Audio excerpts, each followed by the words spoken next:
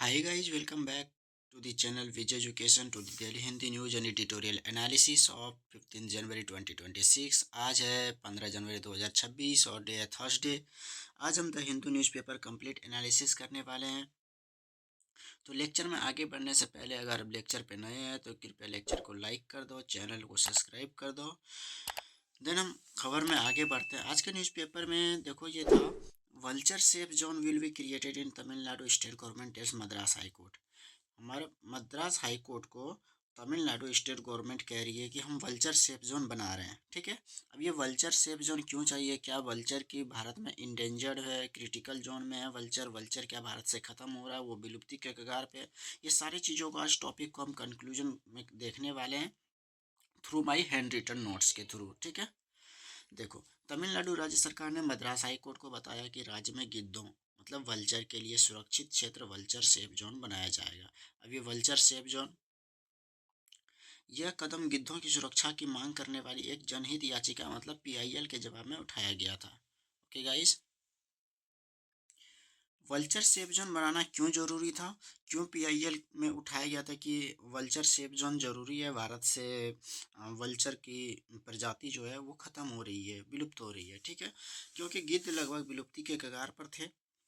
पहला VSZ vulture safe zone Nilgiri biosphere reserve के अंतर्गत मोयार नदी घाटी में स्थापित किया जाएगा। ठीक है, ये नीलगिरी अब कहाँ है? ये तमिलनाडु के अंदर में है। ठीक है, अब ये हम यहाँ देखते हैं कि गिद्ध क्यों महत्वपूर्ण हो जाता है हमारे लिए, जो गिद्धों को हमें ये वल्चर सेफ जोन बना के देना पड़ रहा है। ठीक है, ये गिद्ध हमारे लिए महत्वपूर्ण क्यों हो जाते हैं? देखो, क्योंकि गिद्ध एक मृत भक्षी होते हैं। ये मरे हुए चीज़ों को खाते हैं, मरे हुए जानवरों को खाते हैं, इसलिए इसे मृत भक्षी कहा गया है गिद्ध को।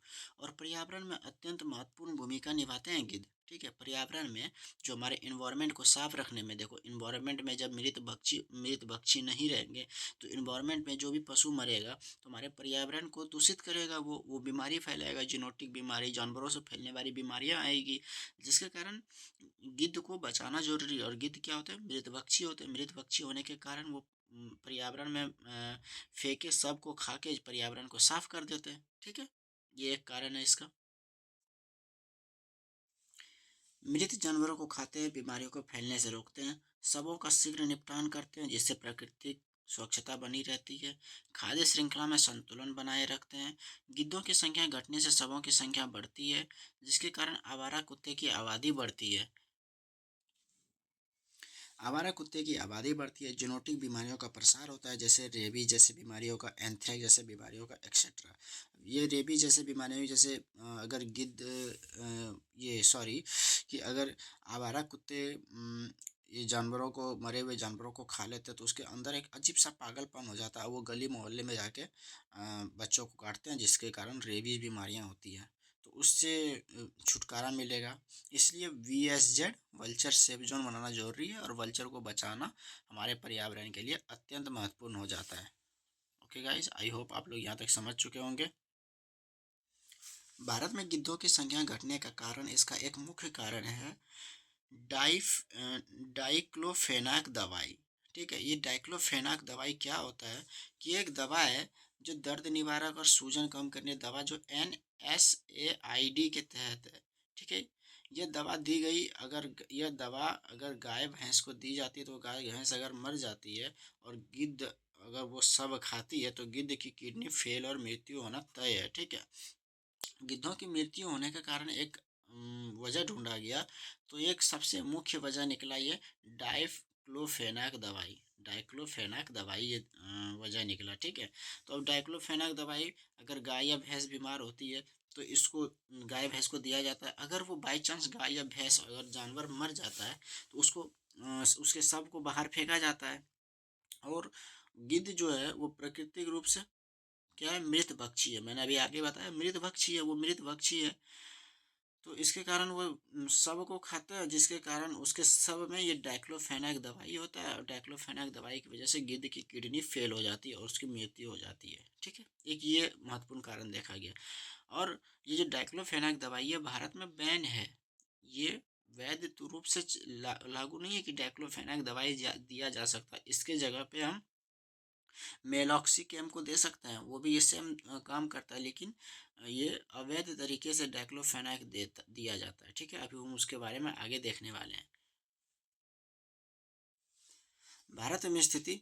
भारत में डाइक्लोफेनाक के उपयोग पर भारत में प्रतिबंध लगाया गया है, फिर भी इसका अवैध उपयोग जारी है। इसकी वजह से इसकी जगह हम ये मेलॉक्सिकैम जैसे सुरक्षित दवाइयों को बढ़ावा दिया जा रहा है, जो डाइक्लोफेनाक को रोकते हैं, ठीक है। Now we see revision pointer को आप लोग देख के जाना, बस काफ़ी है। गिद्ध प्रमुख मृत पक्षी है, संख्या लगातार घट रही है। इसका कारण है डाइक्लोफेनाक दवा का अवैध तरीके से उपयोग। वीएसजेड दवा मुक्त जोन बनाना है। वीएसजेड को वल्चर सेफ जोन को दवा मुक्त जोन बनाना है। उस जोन में वैसे जानवर को नहीं फेंका जा सकता जिसमें डाइक्लोफेनाक यूज किया गया हो, ठीक है। सुरक्षित गिद्ध आवास बनाना, और जो उसके ग्राउंड लेवल पर नज़र रखा जा रहा है कि डाइक्लोफेनाक दवाई का यूज़ तो नहीं हुआ, उसमें जागरूकता फैलाना। किसी भी सेफ जोन में एक अहम भूमिका होती है, तो वो तो नागरिकों की होती है, ठीक है। नागरिकों को जागरूक होना होगा कि डाइक्लोफेनाक दवाई न दिया जा सके, जिससे हमारा पर्यावरण शुद्ध रहे। तमिलनाडु का पहला एनएसजेड मोयार नदी घाटी, एनएसजेड नेशनल सेफ जोन मोयार नदी घाटी के पास। आईयूसीएन का full form international union for conservation of nature, प्रकृति संरक्षण के लिए अंतर्राष्ट्रीय संघ। ये आईयूसीएन की लिस्ट में वो जो है क्रिटिकली इंडेंजर्ड है, कौन? गिद्ध, ठीक है। और भारत का पहला गिद्ध संरक्षण पोर्टल 2024 में असम में लॉन्च किया गया था, ठीक है। ये याद रखना, असम में लॉन्च किया गया। और इसमें ऑब्जेक्टिव आता है वनडे एग्जाम में कि भारत में पहला गिद्ध संरक्षण पोर्टल किस राज्य में लागू किया गया, वो तो असम में लागू किया गया, okay. Now we discuss our second article. This is very important because इसमें बहुत सारी क्या कहते हैं, नए नए वर्ड आज सीखने को मिलेंगे। जैसे कि एक देखो, पैसिव इनेस्थेसिया। ये इनेस्थेसिया होता है क्या है, उसके बाद ये पैसिव क्यों लगा इसके साथ में, ठीक है। अब पहले तो खबर का हेडिंग देख लेते हैं जो हमारे पेपर पे है। पैसिव इनेस्थेसिया Supreme Court forms medical board for 31 year old man. Supreme Court forms एक मेडिकल बोर्ड का गठन किया है एक 30 ईयर ओल्ड मैन, एक 31 साल बुजुर्ग व्यक्ति के लिए। क्यों ये 31 साल बुजुर्ग व्यक्ति इसमें क्यों इसमें किया गया? क्योंकि ये जो 31 साल का बुजुर्ग व्यक्ति है पिछले 10 सालों से 10 वर्षों से एक बीमारी से जूझ रहा है, ठीक है, जिसका नाम है ये बीमारी का नाम है क्वाड्रीपेलेजिया ये बीमारी का नाम है। अब ये बीमारी होता क्या है, ये कैसे होता है, ये व्यक्ति जूझ रहे हैं। अब इसको ठीक होने के चांस कम ही हैं, जिसको बोलते हैं नामुमकिन है ठीक होना, ठीक है। जब नामुमकिन है ठीक होना, तो इस पे जो ये इसका वेंटिलेशन है, मेडिकल है, ये सब चीज़ों को हटा लेना, तो उसको हम बोलते हैं पैसिव इनेस्थेसिया।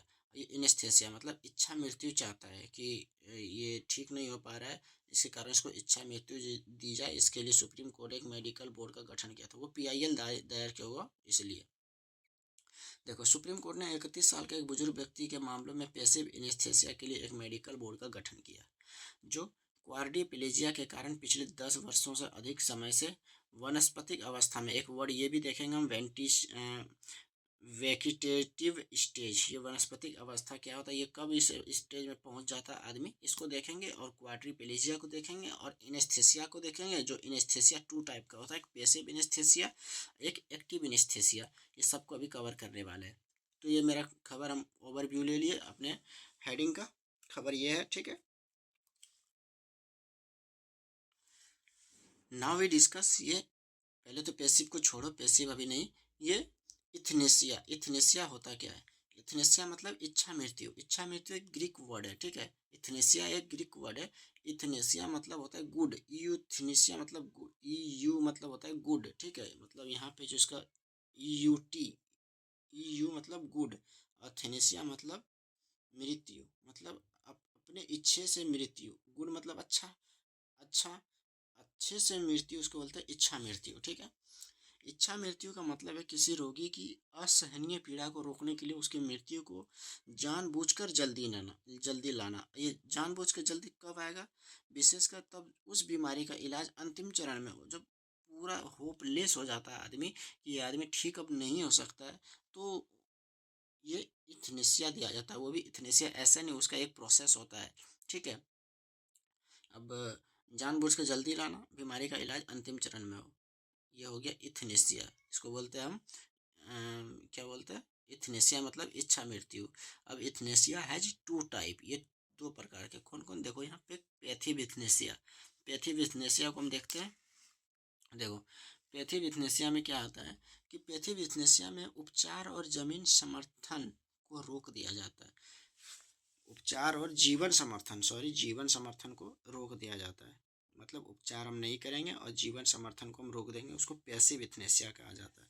जैसे वेंटिलेटर हटा लेना। वेंटिलेटर कब लगता है, या दवा बंद करना ताकि मरीज प्राकृतिक रूप से मृत्यु को प्राप्त कर सके। इसमें मृत्यु धीमी गति से आने दिया जाता है, ठीक है। इसको हम क्या बोलेंगे, passive euthanasia. Now we discuss active euthanasia. Active euthanasia क्या होता है, जानबूझकर किसी व्यक्ति को मारा जाता है एक्टिव इथनेसिया में। अब एक्टिव इथनेसिया में जैसे कि किसी पर घातक इंजेक्शन के माध्यम से, जहरीली दवाओं के माध्यम से, और इसमें मौत को तेजी से लाया जाता है, ठीक है। इसको बोलेंगे हम एक्टिव इथनेसिया। अब एक्टिव इथनेसिया क्या भारत में बैन है, ये देखो प्रतिबद्ध है। और इसके लिए एक्टिव इथनेसिया अगर कोई करता है तो इसके लिए आईपीसी के अनुसार दंडनीय हत्या माना जाता है, उसको कानून सजा देती है। इसको हम एक्टिव इथनेसिया बोलते हैं। ओके, यहाँ तक समझ में आया होगा। अगर जो समझ में नहीं आया होगा आप कमेंट करिए, मैं जवाब दूंगा, ठीक है। और मेरे साथ नोट्स बनाते रहिए ताकि एग्ज़ाम आने तक आपका एक प्रॉपर वे में तैयारी रहे नोट्स का, ताकि आपको वीडियो दोबारा जाके देखना ना पड़े। मैं हिंदू न्यूज़पेपर का जो हमारा एक ट्रस्टेड पेपर है, न्यूज़पेपर जो यूपीएससी स्टेट पीसीएस के लिए माना जाता है कि ये न्यूज़पेपर काफ़ी हेल्प करता है, मैं उसको हिंदी में लाने की कोशिश करता हूँ। तो कृपया आप लोग मेरे साथ पूरी तरीके से मेहनत करेंगे, ठीक है।